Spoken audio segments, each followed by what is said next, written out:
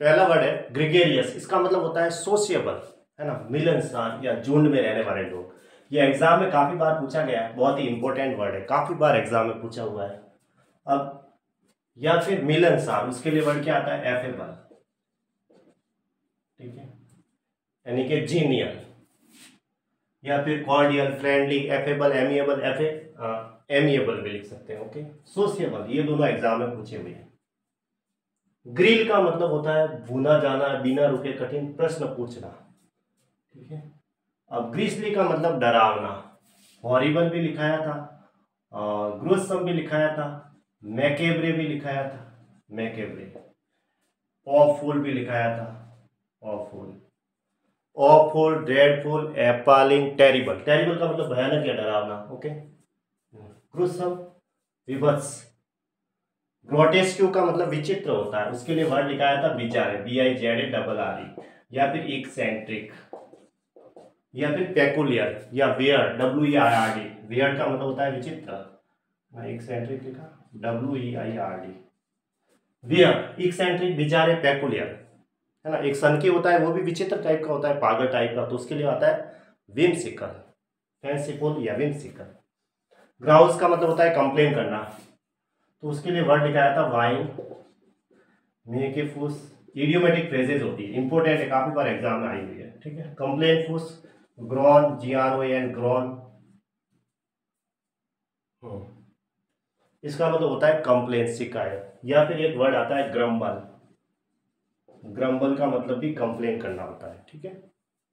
अब ग्रोवेल का मतलब रेंगना होता है, रेंगना के लिए तो क्रीप आता है, क्रीप, क्रीप, क्रैप्ट, क्रैप्ट होता है, ठीक है। तो क्रीप रेंगना, चापलूसी करना है तो टुडे, टुडे का मतलब खुशामद करना या चापलूसी करना, या फ्लैटर वर्ड आता है, फ्लैटर भी लिख सकते हैं, FLATTER, ठीक है, यहाँ लिख देता हूँ मैं, टुडे फ्लैटर। देखो क्रिप का मतलब होता है रेंगना, रेंगना, क्रिप करना, रोलिंग, फ्रेजल वर्ब आती है, रोलिंग मतलब लौटना, ऐसे, तो इसके लिए वर्ड आता है क्रिप, इसको बोलते हैं क्रिप, बोलते हैं, क्या बोलते हैं? क्रिप, ऐसे।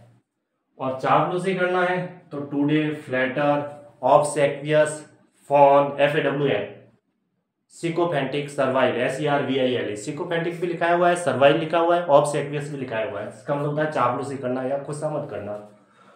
टुडे, TODY, इसका मतलब चापलूसी करना, खुशामद करना।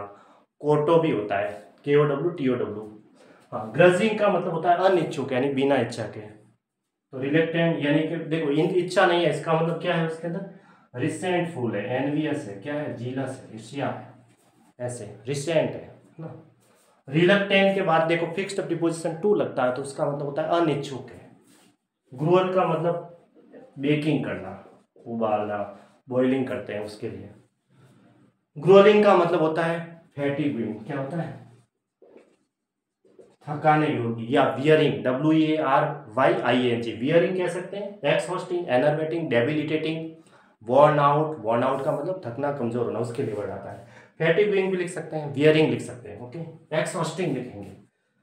ग्रूलिंग का मतलब थका देने वाला, कमजोर। शिथिल, उसके लिए टॉपर, टॉर्पर, लैंगवर, ऐसे। एनर्वेट का मतलब कमजोर होना, उससे बना एनर्वेटिंग। ग्रोसम का मतलब ग्रिसली, टेरिबल, भयानक, डरावना, टेरिबल लिखेंगे, ओके। या फिर एपालिंग, ड्रेडफुल, ऑफुल, ऐसे वो।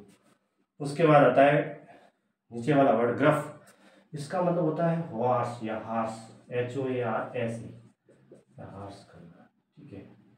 या फिर सबसे अच्छा वर्ड आता है इसके लिए कर्कश, यानी कि गुटुरल, ये भी लिखा हुआ है, कंठ स्थानीय, ठीक है। गुटुरल भी लिख सकते हैं, वास, इसका मतलब होता है कर्कश या अभद्र, रफ मैनर, ओके।